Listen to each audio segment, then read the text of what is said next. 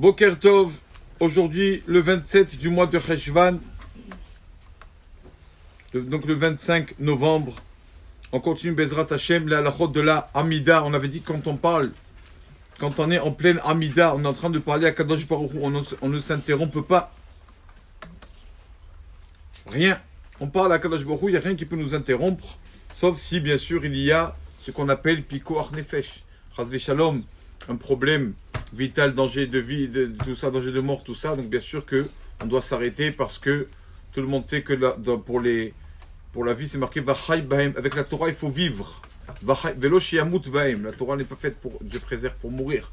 Donc c'est sûr que s'il y a un problème, c'est comme le Shabbat, il y a un malade, tout ça, bien sûr qu'on doit transgresser le Shabbat, entre guillemets transgresser, parce que c'est une mitzvah. Au contraire, on respecte le Shabbat. Quand on fait ça pour quelqu'un qui est en danger, qui est malade ou quoi, il y a bien sûr d'halachot dans tout cela. Il faut connaître les halachot. Mais dans la Mida aussi pareil. Il y avait une fois un élève du Chazon Ish, le Rav Greinman, qui a raconté, tout le monde connaît le Chazon Ish, c'était le pilier, sans exagérer, le pilier de la génération. Et ce Rav-là, il raconte que ce Rav, le Chazon Ish, une fois, il était en pleine Amida. Et donc, on lui tape comme ça, parce qu'on vient l'interrompre, parce qu'il y avait une question pour opérer quelqu'un. Est-ce qu'on doit opérer ou pas? Et voir le Chazon Ish, et ce Rav, il disait, oui, opérez, n'opérez pas. Il avait vu tout grâce à la Gemara, il connaissait la médecine, comme un médecin, ou peut-être mieux qu'un médecin. Et donc on arrive, il était en train de faire sa Mida, on lui tape comme ça sur l'épaule, et voit lui, il est complètement dedans, il sent rien. On l'appelle Rav, il sent rien.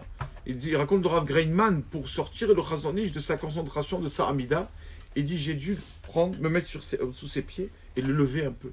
Il n'y a que comme ça que je l'ai interrompu dans sa Amida. Tellement qu'il était trop dans la prière, il n'était pas là.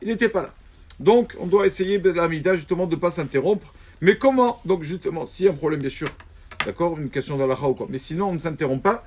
Comment on fait si une personne a dû s'interrompre? On est venu une question, Chazve Shalom, Dieu préserve un problème ou quoi. Et au milieu de l'Amida, on l'interrompt, il parle, et donc, il s'est interrompu, on va dire, 2 minutes. Et avec ces 2 minutes, il aurait pu, s'il ne s'était pas interrompu, il aurait pu finir la Amida. Dans un cas comme tel, la personne doit refaire la Amida du début. S'il s'est interrompu, et le temps de s'interrompre suffirait pour finir sa Amida, il doit reprendre sa Amida depuis le début. Pareil, si une personne s'est interrompue juste au milieu d'une bénédiction, c'est interrompu au milieu d'une bénédiction, par exemple au milieu de Tachonen, la Dame d'Arat ou la Mène Bina.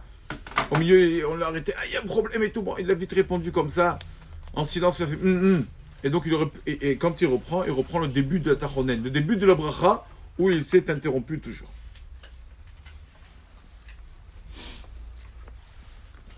Voilà, donc bien sûr, la personne qui n'arrive pas à s'interrompre, qui n'arrive pas à être concentré dans l'Amida, le mieux c'est d'avoir son livre de prière dans les mains et de lire avec les mots. Celui qui arrive, il y en a qui arrivent, plus se concentrer avec les yeux fermés. Celui qui n'arrive pas, c'est mieux de s'habituer à prendre son sidour et de lire chacun se connaît.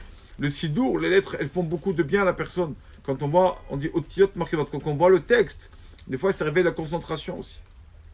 De voir, même on dit même sur des enfants, quand on leur montre des livres de Torah et tout, même qu'ils lisent pas et tout, on voit les enfants qui lisent un petit sidour, un petit livre ou quoi, déjà de voir les lettres, ça leur fait du bien.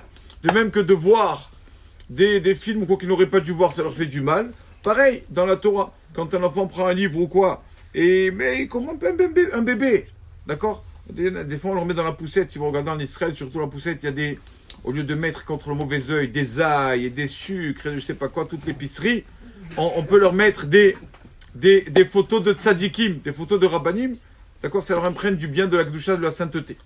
Il y avait une fois à Jérusalem un grand psychologue qui raconte. Ce psychologue raconte qu'on est venu le voir. Un papy est venu avec son petit-fils. Chez ce psychologue, il lui a dit, mon petit-fils a un problème. Il y a un problème, il faut régler le problème. Il a 4 ans. C'est quoi le problème? Il a un petit livre de Tehilim, les psaumes du roi David. Il ne quitte pas son livre de Tehilim. Il va dormir avec. Il va à la maternelle, il veut aller avec. Je l'amène au cinéma, elles ont Tehilim avec lui. Je ne sais pas quoi faire. Qu'est-ce que vous en pensez, docteur? Vous demandez au psychologue, il y a un gros problème. Amen, que ce soit nous nos problèmes.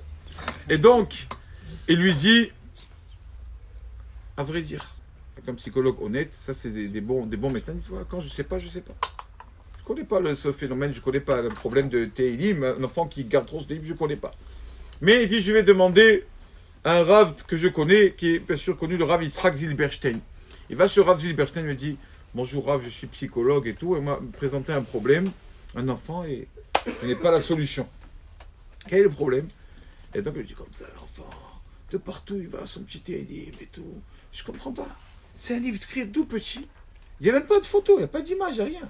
C'est pas que des photos que ça intéresse l'enfant, il n'y a rien. Et l'enfant, il s'intéresse. Alors le Rav qui va dans son sens, il dit, ah, ça c'est un gros problème, ça c'est un gros problème. Il dit, tu te rends compte, mais pour vous c'est devenu un problème. Il dit, pourquoi pas, une âme comme ça? On est descendant du roi David, c'est sûr que nos âmes sont sûrement, on est liés à ce livre de Teilim. C'est normal qu'un enfant soit lié au Teilim. C'est tout à fait normal. Qu'est-ce que tu veux? Il a son Teilim, il lit, même s'il ne lit pas dedans. Mais son âme juive, c'est comme ça que c'est normal. Alors, quand le docteur a entendu ça, il lui a dit, je peux vous demander quelque chose, Rav? Vous pouvez me traduire un peu le Teilim? Il dit, je traduis le Teilim, tu veux? Il y a 150 psaumes.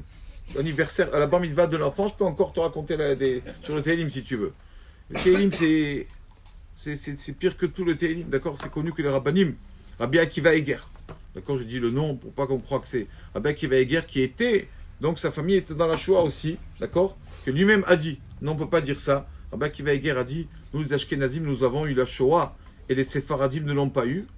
Il a dit parce que nous les Ashkenazim, on a un peu méprisé la lecture des Teilim, on l'a délaissé. On a dit que c'est mieux d'étudier la Torah, et on a délaissé le Teilim. Tandis que, parce que pour nous, c'était pas notre niveau de lire, donc on préfère étudier. Tandis que les Séfaradim ont fait attention à lire le Teilim. Comme ça, il a dit Rabbi Akiva Eger, c'est pas moi qui dis ça. Et donc, pour montrer la force de Teilim. Et donc, il a dit, bien expliquez-moi. Il dit, tu sais quoi, je vais t'expliquer un des premiers versets, le premier psaume de Teilim, tu vas comprendre. Là, c'est la base de la vie de l'homme. Le premier psaume de Teilim nous dit la différence entre un tzaddik, une bonne personne qui veut avancer, et une personne qui ne veut pas avancer dans la vie. Comment c'est marqué? Heureux l'homme qui n'a pas marché dans le chemin des impies. Cet homme, c'est un tzaddik qui sera comme un arbre planté sur une rivière d'eau. Tandis que les Rechaim, les impies, Kamot, c'est comme de la récolte. Châti des faits, noir de la récolte qui s'envole avec le vent. Il me dit, voilà la différence entre un tzaddik et un rachat. Un tzaddik, un homme bien, qui veut être bien, il est comme un arbre planté, il sait ce qu'il veut. Il sait ce qu'il veut, c'est pas maintenant, il a des façons de penser dans sa vie. C'est une bonne chose, il est dans la bonne voie. C'est pas quelqu'un qui va venir qui va l'influencer. Non, c'est un arbre planté. Personne ne pourra l'influencer. Tandis que ceux qui moins bien, achètent des fils noirs, les Rechaim, sont comme la récolte. Dès qu'il y a un peu de vent, voilà, le vent il souffle vers de ce côté. La récolte elle s'envole de ce côté. Quelqu'un qui n'a pas, comment on dit, de issue de personnalité. Alors, il dit, bon, je suis dans la Torah, ça va. Ah, d'un coup, on lui dit, allez, viens, on va faire ça. Allez, il abandonne tout, il oublie sa prière, etc. Il est au milieu en train de manger, il doit faire birkat. On lui dit, allez, viens. Ça y est, birkat. Ça, c'est ça, la personne. Achète des faits noirs. Dès qu'il y a un vent, tac, ça y est, la personne est influencée. C'est ce qu'on appelle aujourd'hui, girouette d'impossible, d'accord? Ce qu'on appelle aujourd'hui, la mode, c'est ça la mode. La mode, c'est quand tout le monde met cet habit. Il n'est pas beau. Hein? Maintenant, le jean, il est complètement déchiré. On dirait qu'il est de la Shoah, ce jean. Mais comme tout le monde met le jean déchiré, je mets le jean déchiré. Ça s'appelle quelqu'un qui est kamot, c'est feu noir. Il est comme ça, tout le monde met, je mets moi aussi. Et quand quelqu'un, il est bien, il a sa tête, alors il est là.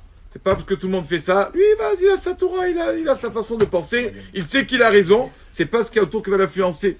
Je pense qu'on a déjà dit, je finis avec ça. Comme c'est magnifique, le Rama nous dit, Rabbi Moshe Serlich nous dit, avant, comment on vérifiait un poulet, d'accord, le poulet s'il est cachère ou pas.